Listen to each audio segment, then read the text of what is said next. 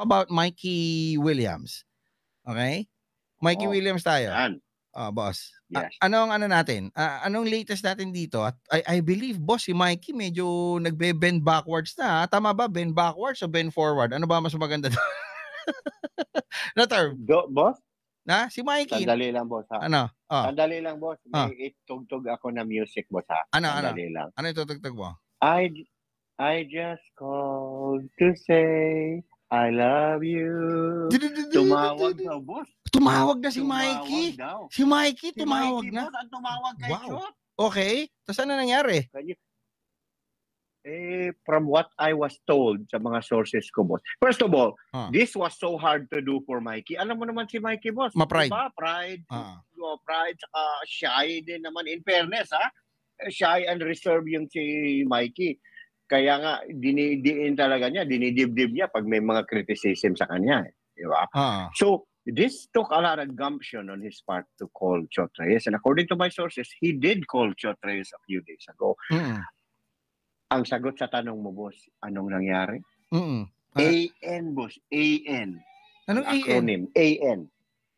Ano nangyari? Anong ibig sabihin ng ano? Ang AN. AN. Ano ba yun, boss? Para ang lalim yan, boss, ha? Pang-Amerika yan, eh. Diba? Hindi, boss.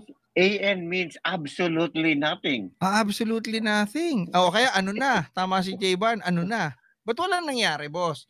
So ito, boss, ito lang, linawin ko lang, ha? Linawin ko lang. Yeah. Nalabas mo na ba sa Spinto? Ito ba yung nabasa ko ng isang araw? Labas na, boss. Yes, labas na, boss. So ito, para mas malalim natin ma-discuss yan. Ito gusto ko itanong sa iyo, boss. Yung bang pagtawag ni Mikey, nangangahulugan na, hey, Dad, I'm coming back. Di ba? I'm your prodigal son. I made a mistake. I went away. Ganun ba yan, boss? Ganun ba yan? And then suddenly, paglabas ng tatay, binuksan yung pinto, isinara ulit, pumasok sa ganun ba yung nangyari? Ganun? Boss, I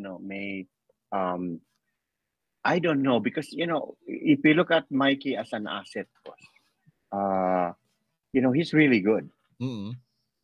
Pero may mga bosses yatang nagalit sa kanya. Hindi naman natin ma-blame kasi he walked away. He walked away from the team. Hindi, pero yun nga yung mali sa minsan sa mga PBA teams, boss, 'di ba? Yeah. Instead na sa'yo magsimula yung pagiging diplomatic, ikaw pa yung nagiging matigas. 'Di ba, boss? Yes. So anong nangyayari? Yeah. Alam naman namin ho, hawak niyo yung kaban, hawak niyo yung pera, 'di ba? Walang magagawa yung player pagka kayo yung nagmatigas. Kaso tama po bang gawin ito? 'Di ba, boss? Na may isa na hong tumitiklop, 'di ba? Na may isa na gusto na nga kayong bigyan ng opportunity to help, no? Parang pinagsasaran niyo pa ng pinto. 'Di ba, boss? Yeah. You should, like I said, boss, I understand personal grudges, human beings tayo eh. But at the end of the day, the decision should be made for the welfare of the team.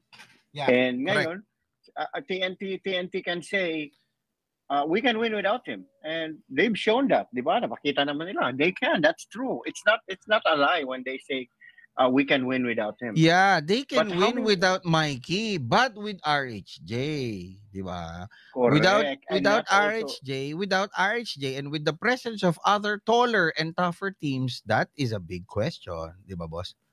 And not only that, boss. Yes, granting you can win without Mikey, but you can also dominate with him. Yeah, diba? Correct. Kasi, can you imagine a lineup, boss, of Mikey and, Oftana, Pugoy, and then you put Eram. Sabi ko, all Filipino, boss, ha? Kasi nandun John Mar, eh. Di ba? So, ma-counter mo sa John Mar, you have that kind of spicy lineup, and talagang potent na lineup. So, itong masabi ko lang, itong continuing tug of war ng TNT, boss, is no one is blameless here. Mikey, for asking too much money and walking away, that was a mistake. I mean, to me, hindi naman mistake, boss, kung ang tao gusto lang niyang makita yung fair market value niya. So, hindi naman mali yan. But the way he went about it was wrong. He could have just continued playing and say, hey, I need more money. And, meanwhile, I'll show good faith. Pakita ko sa'yo, dito pa rin ako, nakalaro pa rin ako. Diba? So that's another thing.